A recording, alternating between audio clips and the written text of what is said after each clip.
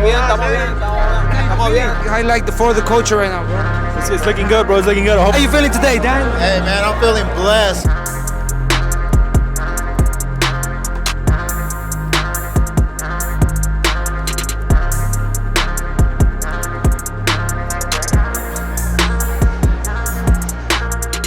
We're right here at For the Culture, Inland Empire, DTB times KO here.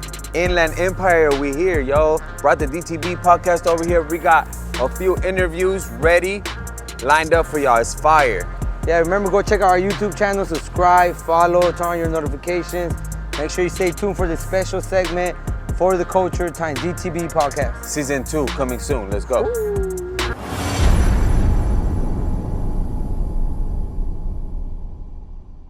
Hey, how's it going, everyone? Welcome back to the DTB podcast. This is episode 2, DTB times For the Culture, KO, let them know. What's good, DTB fan? We're back with another segment here. We got one of the greatest from Rancho Cucamonga, the man himself, CEO, barbershop owner, A1 Liz Barber here. Vic the Barber, what's good, my brother? What's the deal, man? Thanks for having me, man. That's a hell of an intro for real. Hey, so he was gonna introduce you as a celebrity barber, but why didn't you like that? Why didn't you like that title? To be honest, man, you go on my profile, I don't have it nowhere near my bio, none of that. I treat everybody like a celebrity, so you know what I mean. You paying the cost to get my service and stuff like that. I'm gonna treat you just like the dude that live in the mansion or the dude that live in the projects. It's all the same. That's dope. Yes, but sir. You did mention to me that you were cutting some athletes, and some entertainers. I've been blessed, man. Can you share a little bit about that and who is it that you're servicing? Yeah, like my dude. Shout out to Lonzo Ball. The whole Ball family, Melo, Jello. Anthony Edwards. I've been blessed, man. A couple football players, Bobby Wagner. Shout out to him. He from the IE too.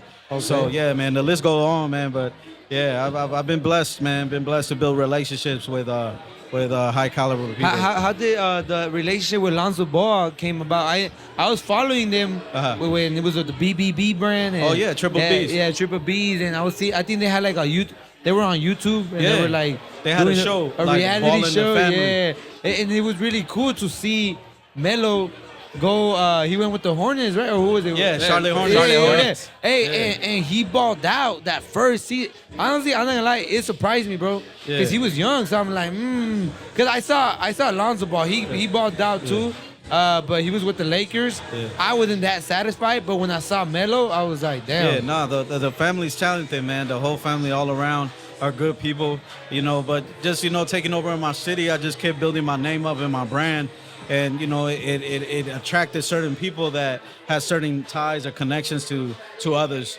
And I always believe that my service or my brand will just speak volumes. And that I feel like that's how I got my opportunities. So it was like a word to mouth. Yeah, just building relationships, Okay. Making sure that, they don't just leave my chair without us building a communion or, building a rapport and stuff like that. Dope. Yeah, so Vic the Barber, today we want to hear your story. We want to learn. I believe that we could learn from each other. Of course. So tell us how your journey started in the barber industry. How long do you have? And what do you love the most about it? So I started the barber industry, to be honest, by default. I was a young man just trying to figure it out. And like most others, I didn't have it figured out, planned out. I just took a chance into the unknown. So you were raised and born in Rancho? Nah, I'm from LA. I was born in East LA, but I've been everywhere in LA. Oh, okay. My mother, she moved us out here to the IE in the early 2000s, like my freshman year. Man. So it's a home now, though. I've been able to, build a brand, build a business. So this is home. So you're like one of the pioneers of the Inland Empire, kind of, for barbering? I don't know, man. Because I just saw a lot of people started moving over here to Ontario, Chino Hills, and opening them barbershops. No, I think they've been having it on lockdown for quite some time. Maybe we're now just starting to see it. But there's been a lot of pioneers and OGs out here for sure. Yes. Yeah, so once you moved to the Inland Empire, how do you get into barbering? To be honest, it was like I said, by default. I was a young man trying to figure it out. I didn't have all my eggs in one basket, but I knew for sure that I didn't want to do the whole 9-to-5 labor. You know what I mean? Yeah. I was getting a haircut, and my mans was telling me like, "Yo, I think you should go try barber school." My heart was to do radio, right? Just like y'all. Oh, okay. I wanted to do broadcasting. I wanted to be like the next big boy in the morning type of thing. Okay, dope. But it just didn't quite work out that way. So my man said, you know, why don't you go try barbering? I said, I've never even thought about cutting hair. I never even picked up a pair of clippers. I ain't been that kid in the garage cutting people with bokehs and nothing like that. But I said, I'm going to give it a chance. I mean, what's the worst thing that can happen? It's only like a 10-month investment. If I like it, cool. If I don't, I didn't spend 4 years in college, you know, trying to figure it out. Yeah.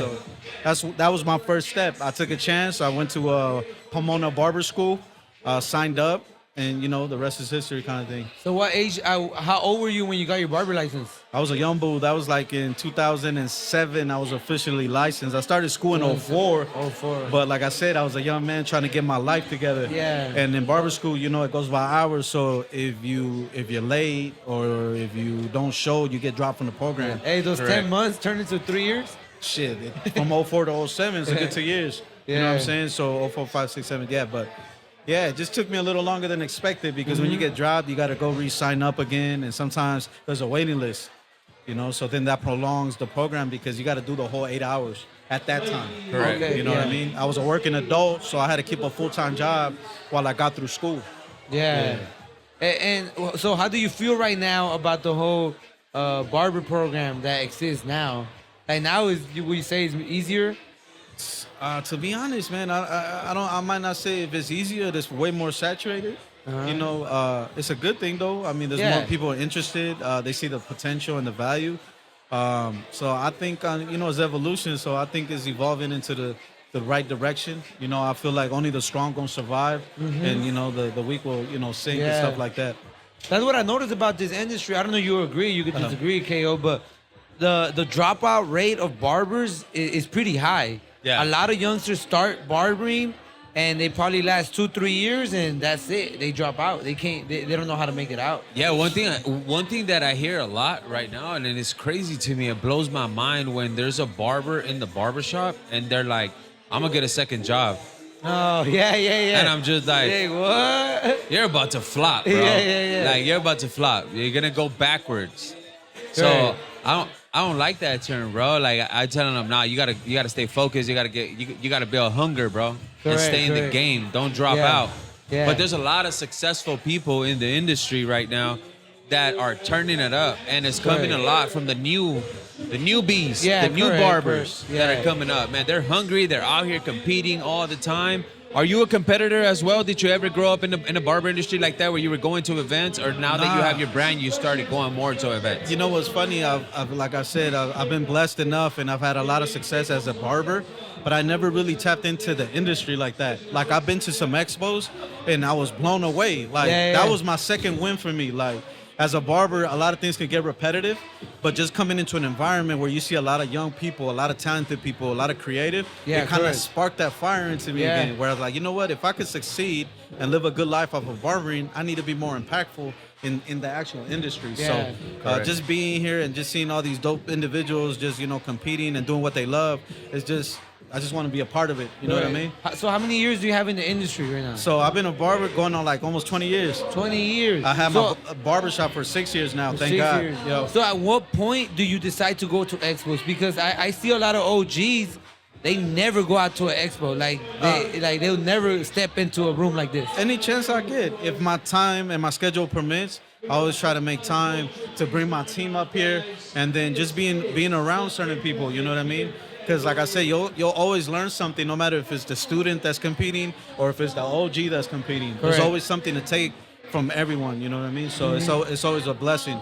Yeah, so you had approximately 15, 14 years, and then you decide to open up your barbershop, right? Yeah, no, So- well, I ran it for about 12 years, and then when I built my clientele, I offered the owner to sell me the establishment. He wasn't ready, so I said, look, with all due respect, I'm letting you know that I'm gonna go ahead and spread my wings, but I'm letting you know in advance so it doesn't come as a shock, because you've been good to me, so I wanted to give you the respect that you need so you can prepare yourself when it's time for me to leave. Yeah. Yeah.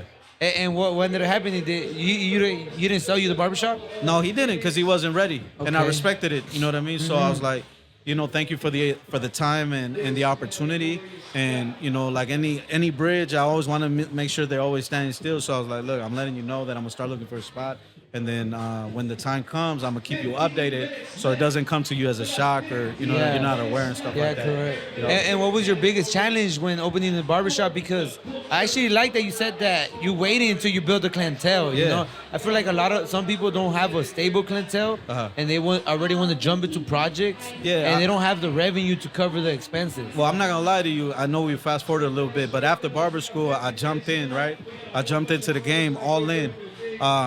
I was eager, I was full of energy, but at the same time, I didn't have a mentor or a blueprint. Yeah. So when I say that I made every mistake possible before I was able to actually take the time to learn, Yeah. I think that those failures and those shortcomings were valuable lessons for me, because I went from shop to shop until I realized that I need to build a foundation and not just be focused on just cutting just to cut. I need to learn the whole business from A through Z rather than going from A to D to the rest. So where I ended up at my last stop for 9 years, it basically was like starting from scratch. But every experience that I had is just like prepared me where I wouldn't need as much help or as assistance, because everything that I lacked or everything that I wasn't consistent in, I knew that coming to this establishment, there was not going to be no shortcuts. In order for me to succeed here and this be my last stop, I got to really just stick to the plan, stick to the script. Yep. I know you mentioned about, you offered the owner of the barbershop to buy the barbershop. I feel like that's a really ballsy move. Did you feel like he was already on his way out? Like, like the barbershop was running down, or he was just getting older, or he was just, his mindset was just not in the barber industry no more, and you were like the next runner-up that was like, hey, you know what? Let me take over this shit. Let me run it. What makes that opportunity unique was because it wasn't even a barbershop. It was a hair salon. Oh, okay. That he had private suites in. And like I said, this individual, he's a special individual because he came into the business and had a big building, but he never looked to run it to its fullest potential. He just needed a place to do his clients because he was very successful with the foundation that he had created. But as years went along, you could tell that he probably wanted an outing, like, he wanted a smaller place. So I came to him with a proposition like, yo, I've dedicated 9 years to you, and we could keep this going to where maybe you step down from the CEO and maybe you just, rent from me or vice versa. Or, if you're not ready yet, then, with all due respect, I'm going to start, branding off so I can set my stuff up. Did you like the building that you wanted to do it there, or were you just used to the vibe there that you wanted to continue to just grow in that same building, or was it just the financial part where all the numbers made sense at that building that you didn't want to branch off to get something else, or what was it that you wanted to just continue to be honest, it was all the effort and time that I dedicated to this establishment, because even though I was a worker, I was treating it like it was mine. Your own shop, yeah. I know. So if I seen a scuff on the wall, I'm gonna go grab the rag and clean it up. If I see the trash full, I'm gonna take it out and dump it. So I was already treating it like it was mine. I put a lot of love into it, 100%. a lot of sweat and tears. So it wasn't about the finances, nothing like that. Because like I said, I ended up opening up somewhere else. It was just more of like the memories and me coming into the situation at zero and then being able to build it to where I was able to branch off and spread my wings. So I just wanted to keep it going. If he wanted to, sell it to me, I would have most definitely took it. You know what I mean? Yeah, so that's super dope. Vic, tell us a little bit about your brand. Your brand is called Wealth. Correct. Tell us about the meaning behind that name. So the barbershop is Wealth Barbershop, and the first two letters in Wealth, like I was telling you earlier, is we, right? The success of the barbershop is not only the barbers or the staff, but it's also the customers that walk in through that door that want to spend their dollars with you, that they come in there for leisure or just, a peace of mind. So that alone, the first two letters in that was we, right? And so I wanted to create a brand that represented just that. So the clothing brand is called We All Triumph. And it's just the idea that we can all win, right? In barbershops, there's a lot of positive competition and stuff like that, but I try to just compete with the man in the mirror and teach my guys, like, look, there's more than enough for everyone. We don't never got to step on nobody's toes. Correct. You ain't never got to worry about, losing out on no bread, because we operate in such a professional way that we're going to look out for each other and make sure that we all eat, So that's the idea. Even when my team sells merch, like, they get paid right off the rip. there's never not one thing that I'm gonna ask of them that I'm not willing to do or not willing to pay. Because I want everybody to get new cars. I want everybody to get new houses. Yeah. I want everybody to elevate, you know what I mean, and continue to grow. And in this business, you got to continue to grow. You got to continue to just set the bar every chance you get. So this is how it goes. So at what point do you start the brand? Like you start the barbershop comes first? So I kind of had already been branding for myself. Being at the other spot, I'll make T-shirts that say like VIC the Barber, or like I'll flip a logo like Krispy Kreme and it'll say like Crispy Face by Vic or something like that. Oh, okay. So I was already branding myself, but when I got the barber shop and I actually came up with the name, I had already started making merch. Because I wasn't gonna wait until my barbershop got built out. I wanted people already rocking hats, shirts, spreading the word out. And so I got in front of it, and that's what I started doing. So I just, I started doing collections. I started doing cut and sew. I started doing T-shirts, hats, socks. Anything you could think of, I've probably done. How long do you have with that brand right now? Then? Probably like 9 years. 9 years? Yeah, 9 years. Yeah. That's crazy. And it's dope to see, people, spending their hard-earned money and, buying a hat that represents maybe a goal of theirs or an idea or just the same beliefs, So, and, like I said earlier, like building a dope clientele, I could be connected with somebody in the NBA and I'll see them walking out the tunnel and they're rocking my hat or my shirt. So some way, somehow, it's just the idea that you want to brand yourself and not limit yourself. Right? I don't have to be behind a chair to still be connected to that individual or that person over there. We can still be connected by, other resources and stuff What was like the that. biggest challenge that you faced when building a clothes brand? Because I do see a lot of people wanting to build a clothes brand right now. I even have something in mind. Well, KO, I know he has something in mind too. We have ideas. We kind of know where to get the hats. We kind of know where to get the material. But I know there's a lot of opposition in the beginning. So what was your greatest challenge and how did you overcome it? I think I just put it in my mind that I didn't want to make money fast.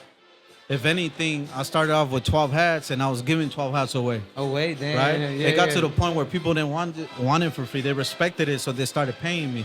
And what did I do with the bread? I took the bread and I bought better quality hats. I bought better quality shirts. Oh, I made more money. I put it back into the branding to where you probably see my first design to where my designs are now. Like, wow, it stands alone, because I didn't want to cheat the process. Like, you can't cheat the barber game. You can't, everything you put into your business is a reflection of you, right? So if you go into my barber shop and I don't got an AC or my capes don't match or, things look out of place, oh, this man don't put his money back into his establishment. So I believe putting my bread and my resources back into my team, into my clothing, into my brand and everything else.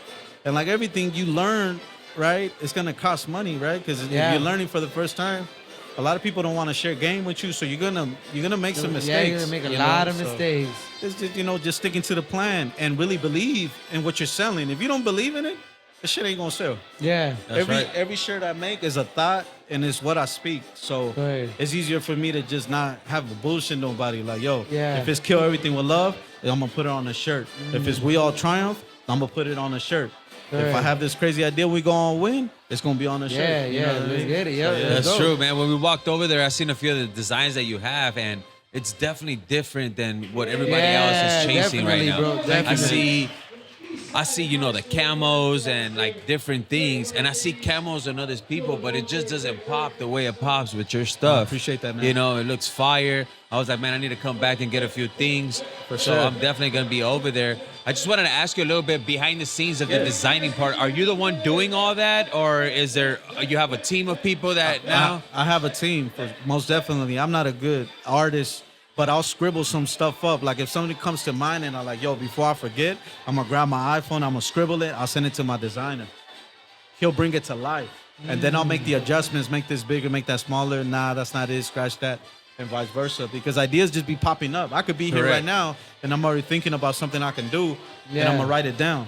I'm gonna send it over. And then you gotta have more than one person that can specialize in certain visions of yours. And it's a team effort, man. It's a team effort. It definitely is, bro. I mean, I've done t-shirts before for my barbershop and stuff like that. And sometimes, like, you have this vision for it, and then somebody brings it to life, and then, like you said, like, nah, scratch that. I didn't like it after all, So I know it's a lot of hard work, a lot of decision making that you have to make. when you are creating a brand. And I know that when you're creating a brand, like you want to separate yourself from the consistently things that you see all the time over and over. Exactly. But I know you're using some of the fonts that are popping right Of now. course, yeah. We got the jerseys on. Yeah. So all that style is coming back. I like what you got going on, bro. Thank you, so man. Appreciate that's pretty that. dope stuff. You know, while you guys are thinking of the ideas and designing these things, what is the most impactful message that you want to give to the public? And I know that I can see with your brand, it just doesn't target barbers. No, and that's the main yeah, thing I yeah. like, that it doesn't just target barbers. You can see, like you said, NBA players, anyone coming out that tunnel rocking that, and it doesn't say barber on it. It says wealth. Exactly. No? Well, it's just the idea that it's bigger than just a barber shop. You know, we as individuals, right? For us that are barbers, we impact people while we're in the lobby or we're at the supermarket or wherever we're at. We just have this aura, right? But just when it comes to branding and stuff like that, if I wouldn't wear it, I'm not gonna make it.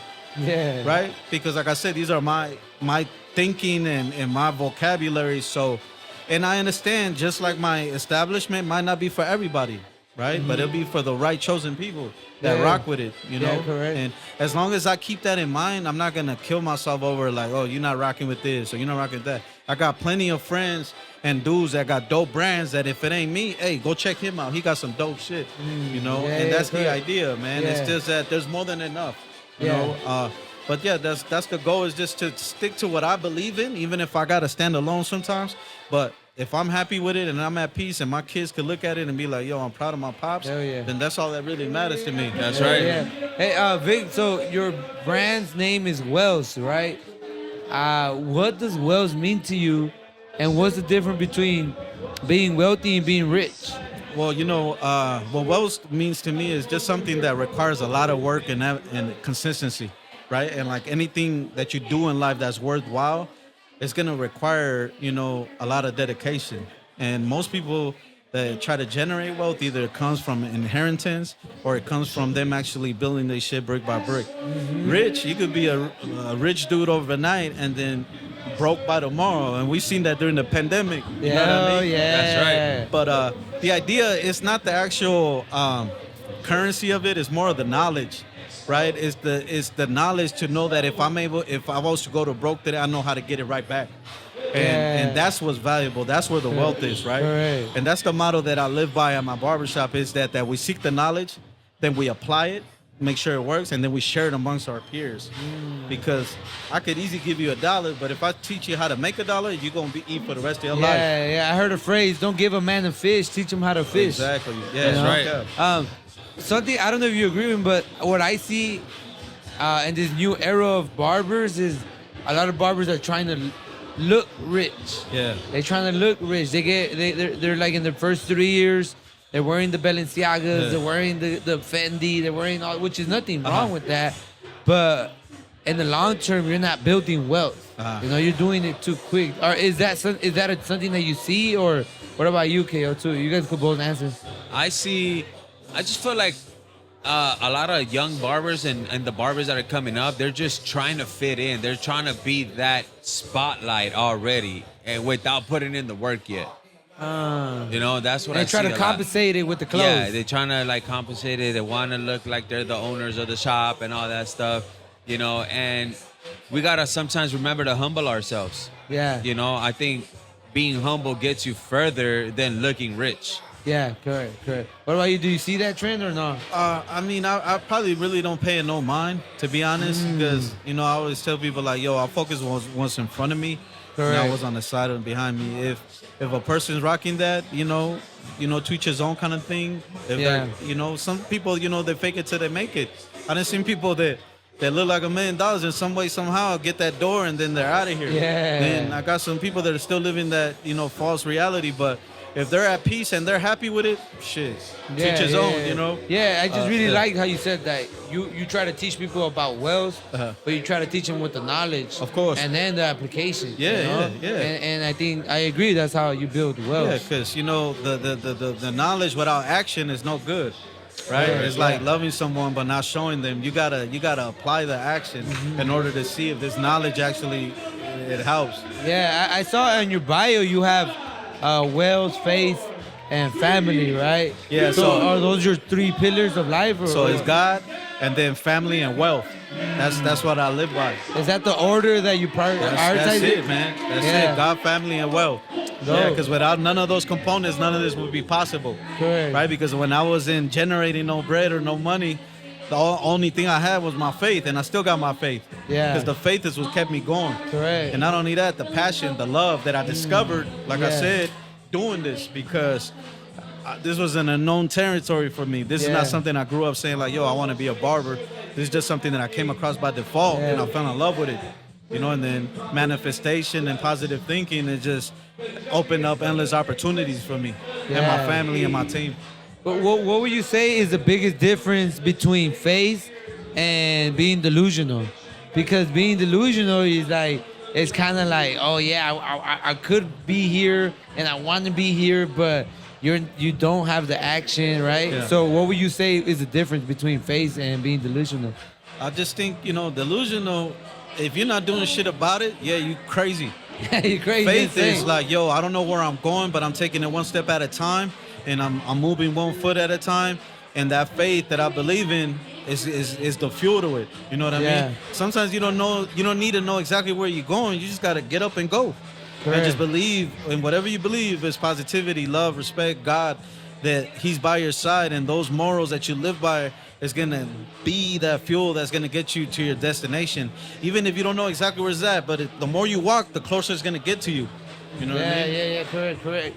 Vic, so how was your upbringing when you were growing up? Like what was the first time you encountered like a Clippers, or like how was that before you even like started to go to school? How was your upbringing? Like I said, I've been blessed enough to just have just enough necessity to where like a haircut was a luxury. So if I got a haircut, I was like, okay, this must have been a good week or a good month, you know, to where my mom or my dad, you know, would take me to the barbershop and, you know, get me right. But also when there was hard times, it was my mom cutting the bowl cut around the fitted, Yeah. and, you know, getting me right, you know, hoping the homies don't shit on me if they take my hat off and I got a size 12 on and shit. Yeah. But you know, that was my first experiences, but it was always the atmosphere that I remembered. The joy, the people talking, the community. You know, there was people that would come up, pull up to the shop and didn't even have a haircut appointment. Yeah. It's just a place to They'll go. just pull up to kick it, right? Yeah, to, yeah. to talk. Watch the game, any sports. Yeah, talk about have a the city. drink, Talk about you know the what city. shit's going on and stuff like that. You know, so it's just that's the environment that I always try to preserve in my establishment. It's just making people feel welcome, whether it's your mother, your abuelita, you know, your kids. Always show the utmost respect, because at the end of the night, when everything hit the fan, the barbershop is going to open the doors to the people and make them feel welcome. So Yeah. So how's the culture at your shop right now? Because I have a really, I don't know, my perspective of the barbershop is like you say, you want the abuelitas to feel good, you want the mom to feel good, you want the kids to feel good, you know? And sometimes that culture could be a little too hyped up for me and not too professional. But how's the culture at your shop? What is something that you prioritize? well, prioritize professionalism. I don't compromise about professionalism or energy. I have a small team. When I got the barbershop, it wasn't with the idea, once again, to make money. It was the idea to preserve my energy. I got to be here a lot of hours. I got to be able to work we're with there you a lot of hand hours. to hand, shoulder to shoulder. So I want to be able to be comfortable and Right. be with like, I need to be able to pull up to the establishment and be with somebody that, oh shit, I'm about to meet my brother today. Or man, that's my best friend. Or something where I'm not looking at the clock and seeing like, damn, I've been at the shop 10 hours. Yeah. I wanted time to fly and just feel so great that where I could get up and do it all over again tomorrow. But with that, there's certain rules. Just like, you know, I don't like the comparison, but like in the streets, there's respect. We never got to worry about the work. There's a order of operation. Follow Right. the order of operation and everybody's going to eat. You've never got to worry about you going to lunch and then you're up next and we're not going to call you. We're going to go out of our way. Like, brother, how long before you get here? We got to walk in. We're always going to go above and beyond for each other. We're never going to compromise the atmosphere, the energy, because, you know, sometimes when you deal with customers, you know, they could kind of erupt that. Yeah. So next thing you know, definitely. he's sitting in your chair. Next thing you know, him like, yo, what happened? We always communicate with amongst each other. Like, yo, one of your clients reached out to me. I just want to make sure we straight. Oh yeah, you have the blessing. I'm going on vacation. I told him to hit you up. Okay. Communication is key. We're not gonna compromise that, and that has worked wonders for us. We don't have no hiccups like that. If Yeah. we do, we bring it to the floor. Let's talk about it. What can we do different? Now, at the same time, we're professionals, so I treat everybody like a boss, expecting that you know the responsibility that it comes to being with a boss, you know? Yeah. So we just basically always look out for each other. If there is a lady that walks in and we're bumping some rap, we change the music. We put a little R&B. Because at the end of the night, whether it's a woman, a grandfather, whatever, they're all spending money into our business. Yeah, correct. And adapt. We adapt. Yeah, we just yeah. adapt to the environment and to the floor. We don't just keep it one way. I want to be able to attract people from different places of the world. Yeah, dope. I share that a lot with you too because I do notice that sometimes like we're playing some rap music or some turned up music. And we're just like, Some damn, Sexy Red or some what? Sexy Red or something. And then like the kids are right there, or we're talking about like, and this last weekend, the homies were talking about like drugs and stuff. Yeah. And I told the homie like, hey bro, like I got a little 7-year-old right Nah, here in no my cap, chair. for real. Like, you gotta change the subject, you know? Yeah. And he caught himself and he was like, oh my bad, hey, so how was your weekend, Diego? You know, so it's like that, like you said though, that being adaptive, you know, That's to the it. environment, bro. Yeah, and be attentive. You know what I mean? We got like a shop code, right? Like if we see somebody walking through the door, I might whistle some, and they know to change the music.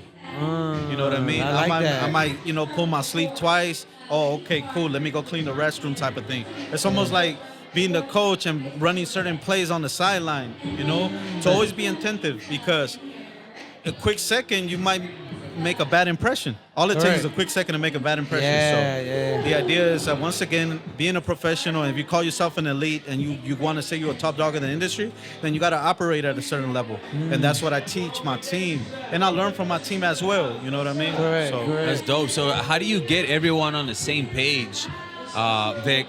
When you guys host meetings, how do you let them know the signs before the actually signs take into play? You guys have team meetings and stuff like that where you let them know the vision and the goal for the week, for the month, or for the whole entire year? Yeah. So what I do is when somebody comes and inquires, right, and they want to, figure out if this is a place for them, there's a process that I do. I don't just like, I got an empty chair, come on down. I said, look, I'm hosting interviews. If you want to set up an interview, this is my availability. But before you decide to come and, spend your time in this interview, make sure you go to other establishments and highlight the things that stood out to you and the things that you don't like. Yeah. And then when you come here, then we're going to sit down. I'm not here to sell you no dream. I'm here to sell you the real. These are all the pros. These are all the cons. There's only one thing that I'm trying to do, and that's be great. Now, I understand that not everybody want to be great. I love average people. We need average people. It's always going to be that. But it's always good for that. at Wealth Barbershop, because I'm been able to be in a position where I can kind of dictate how I want to run the program, you got to make sure that you convince yourself or make the commitment to yourself before you agree with me. Because I'm not here, I didn't come to you telling you like, yo, I have a chair that I need solicited. You came to me because you're interested. Right. But I'm going to tell you all the valuable things that I can bring and provide into your life. And if you think that this is what you might see yourself building with, then we'll move forward with it.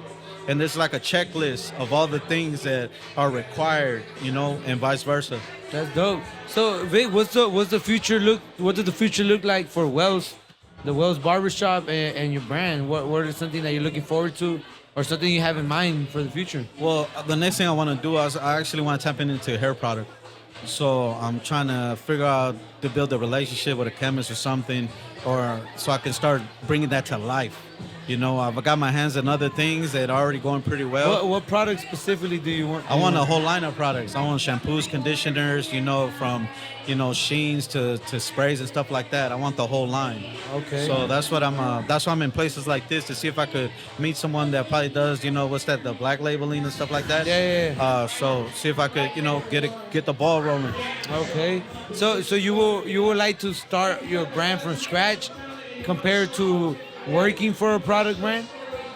If that was the case, I would have done that a long time ago. Everything that I ever tried to do was branding it myself. Now, I would love to play ball and be a teammate and do stuff like that. But like I said, it's also not just about taking every opportunity. It's an opportunity that suits you and your vision. You know what I mean? Yeah, dope. There's a lot of great dope brands that I see that I have in my shop that I rock with. You know what I mean? Yeah. So maybe I could learn from them, or maybe we could, build a relationship or something. Yeah. I got a good question for you, bro, before we wrap this up. the founder and the creator of this event, actually wanted to ask you guys, what does For the Culture mean to you? Man, for the culture, it goes back to the community, man. The people, you know, all these people that are in here have a special story, a special skill, you know, a dope idea, and this For the Culture is just that platform that allows you to come together and, you know, shake those hands and build those relationships and create those memories, man. Yeah, dope. Because I think it starts with the community, bro, and then we nail it down. It starts from a community to a social group to family. And that's kind of like we were talking about. You have God, family, and wealth, you know. And then for me, for the culture, it starts with your family, and then it expands to the community. Sure. Vic, if you could go back in time and tell your younger self an advice, what would that advice be? What would this Vic right now tell young Vic? Shit, just keep going. I used to tell my shit. I used to be my biggest cheerleader back then. And I would probably just still tell myself the same shit. Just keep going. Welcome adversity, welcome the obstacles, because every time you conquer an obstacle, you just become that much wiser, that much more efficient, that much, you know, more powerful. Don't run from it, run to it. You know what I mean? Yeah. And last question. How did you develop your mindset, bro? How did you develop that passion, that like passive aggressive? Because it takes a lot of aggressiveness to go and be a barber entrepreneur, you know, like something we like talking about in the podcast is barber entrepreneurship, you know, and I feel like it takes a lot of grit. It takes a lot of like aggressiveness. So where did you get inspired from, and how did your mindset evolve? To be honest, man, I feel like I survived a lot of my worst days, right? I know what it is to not have a meal in the fridge. I know what it is to have the lights cut off. I know what it is to want something and not have it. So to me, it can't get no worse than that. So whatever effort I put in now, it's only going to be into the positive, you know? So my thing is just, I never wanted to be a victim due to my circumstances. I wanted to be a fucking champion. And that's exactly what I did. I just changed the switch and I said, why not me? It's not when, it's just a matter of time. You know what I mean? Yeah. That's just so what advice would you give to young barbers who want to jump into those endeavors, open up a barbershop, start a brand? What advice would you give to those young barbers? I just say, don't cheat the hustle, man. Your story is your story. It's easy to get influenced and it's easy to like, you know, be motivated by others, but God has a special story for you. And what's in front of you can nobody take from you. But the second you look to this side, you motherfucker around and crash. So just stay focused, stay the course, and just, you know, keep your faith up, man. And just know that with effort, it's just a matter of time before you get your piece of the pie. Oh yeah, thank you, Vic the Barber. It was a pleasure speaking to you today, man. Thank you for sharing your story. Thank you for sharing with us your brands and your barbershop. Thank you for having me. I love the Wells brand. I love the Wells, the mentality behind the Wells brand.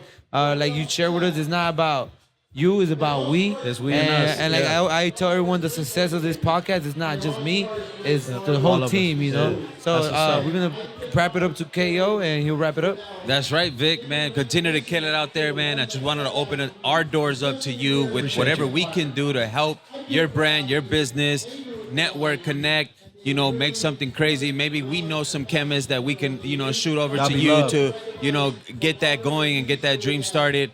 But man, kudos to you, everyone that you've chopped up, and your brand is great. And I'm excited to get some merch. So let's reach out over there, man. Yes, sir. Appreciate y'all, y'all, man. People man. where they can find you on Instagram or tell them your socials. Instagram is V1CD as in dog barber. That's at Vic the Barber. And then the barbershop is at Wealth Barbershop. And then the brand is We All Triumph. So everything starts with we, you know what I mean? Dope. Thank you, Vic the Barber. Yes, this was DTB times Vic the Barber. Appreciate y'all having me, man. Thank Let's you. go for the culture. Let's get it. Yep. Stay down, came up, God made a way.